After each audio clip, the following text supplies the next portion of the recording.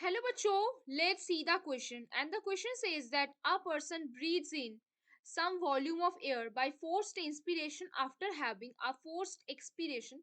This quantity of air taken it is total lung capacity, tidal volume, vital capacity, inspiratory capacity.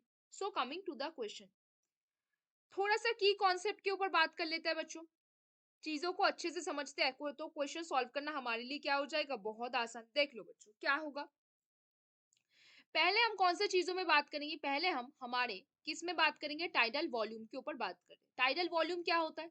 Tidal volume हम जो normal respiration, normal inhalation, normal exhalation कर रहे हैं उसको हम क्या बोल रहे हैं, टाइडल वॉल्यूम बोल रहे हैं. टाइडल वॉल्यूम क्या होता है, normal inhalation, normal inhalation, normal inhalation plus normal exhalation plus क्या, नॉर्मल एक्सहेलेशन. उसको हम क्या बोलते हैं, टाइडल वॉल्यूम बोलते हैं. उसको हम क्या बोलते हैं, टाइडल वॉल्यूम बोलते हैं. अब इंस्पिरेटरी रिजर्व वॉल्यूम क्या होता है, इंस्पिरेटरी रिजर्व वॉल्यूम क्या होता है, द अमाउंट ऑफ एयर जो हम नॉर्मली इनहेल करते हैं. अमाउंट ऑफ एयर जब जो हम नॉर्मली इनहेल करते हैं उसको हम क्या बोलते हैं, इंस्पिरेटरी रिजर्व वॉल्यूम. उसमें क्या होता है, उसमें क्या होता है, थोड़ा सा एक्स्ट्रा, लाइक आपको कोई परफ्यूम का स्मेल आपके सामने आया, कोई परफ्यूम का स्मेल आपके सामने आया. आप नॉर्मली जो एयर इनहेल करते हो उससे कहीं ज्यादा आपने आपने अभी क्या किया, इनहेल किया, क्योंकि आपको भी परफ्यूम का जो स्मेल हो वो बहुत अच्छा लगा. तो इसको आप क्या बोलोगे, इंस्पिरेटेड रिजर्व वॉल्यूम. अगर आप टोटल काउंट करना चाहते हो कि टोटल अमाउंट पे कितना कितना आपका इंस्पिरेशन हुआ, इनहेलेशन हुआ, आप उसको क्या बोलोगे, इंस्पिरेटरी कैपेसिटी बोलोगे. क्या बोल दोगे, इंस्पिरेटरी कैपेसिटी बोल दोगे. अब देखो बच्चों, एक्सपीरियंट रिजर्व वॉल्यूम, आप नॉर्मली जो एयर एक्सेल करते हो उससे आपने कहीं ज्यादा एयर एक्सेल किया, उसको आप क्या बोलोगे, एक्सपीरियंट रिजर्व वॉल्यूम. एक्सपीरियटरी रिजर्व वॉल्यूम और टाइटल वॉल्यूम को आप एक साथ क्या बोल सकते हो, एक्सपीरियटरी कैपेसिटी भी आप उसको बोल सकते हो. अभी अगर हम किस चीज में बात करने वाले, अभी कुछ अमाउंट ऑफ एयर हमारे लंग्स पे हमेशा रह जाता है, उसको हम क्या बोलते हैं, रेसिडुअल. उसको हम बोलते हैं रेसिडुअल वॉल्यूम. तो यहाँ पे हमने बातों बातों पे क्या कर लिया, बातों बातों में कितना क्या कैपेसिटी होता है सब कुछ में हमने बात की. अभी हम मेन पॉइंट पे आते हैं, मेन मुद्दा पे बात करते हैं. वाइटल कैपेसिटी क्या होता है, थोड़ा सा जान लेते हैं. वाइटल कैपेसिटी हमारा क्या चीज है, उसको थोड़ा सा लिख के जानते हैं, क्योंकि बच्चों लिख के भी समझना इंपॉर्टेंट है, सिर्फ समझने में कुछ काम नहीं होता, लिखना भी इंपॉर्टेंट है. देखो, vital capacity, vital capacity is the maximum, is the क्या है, vital capacity is the maximum volume, volume of air, maximum volume of air a person can breathe in, a person can breathe in, a person can breathe in after forced expiration, after क्या, forced expiration, after forced expiration. और maximum volume, और क्या बच्चों, और क्या, और maximum volume of air, maximum volume of air, क्या, maximum volume of air.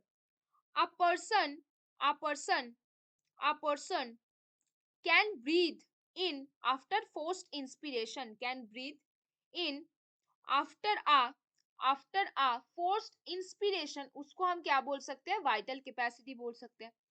क्या बोल सकते हैं उसको, उसको हम वाइटल कैपेसिटी. तो वाइटल कैपेसिटी क्या हुआ, वाइटल कैपेसिटी ये बात है कि जब मैक्सिमम वॉल्यूम ऑफ एयर एक पर्सन क्या कर रहा है, ब्रीथ ले रहा है, जब उसने एक फोर्स्ड एक्सपीरेशन किया, बहुत ज्यादा तेज एक एक्सपीरेशन किया, उसके बाद वो जितना amount of air breathe in कर सकेगा उसको हम क्या बोलेंगे, vital capacity.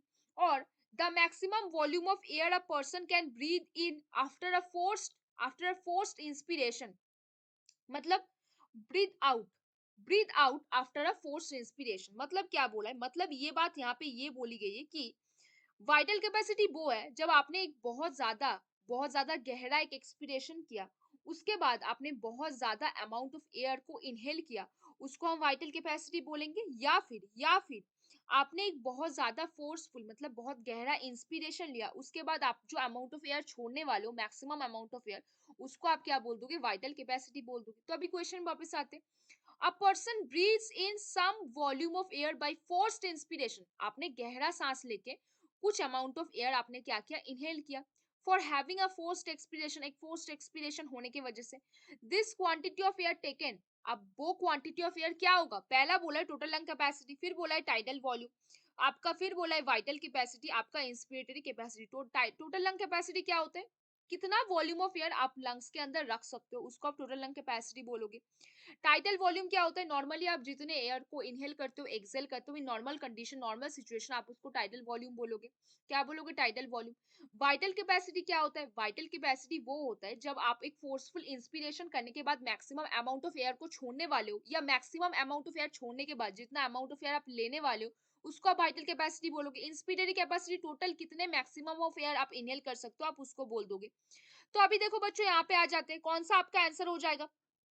Total lung capacity होगा क्या? बिल्कुल भी नहीं, क्योंकि टोटल अमाउंट ऑफ एयर के बारे में बात बोली गई है, लेकिन यहाँ पे बोला गया है कितना अमाउंट ऑफ एयर आप फोर्सफुली इंस्पायर्ड के करने के बाद कितना अमाउंट ऑफ एयर आप छोड़ोगे, और कितना अमाउंट ऑफ एयर आपने फोर्सफुल एक्सपीडिएशन करने के बाद मैक्सिमम कितना आप इनहेल कर सकते हो। तो टाइडल वॉल्यूम भी नहीं होगा वो।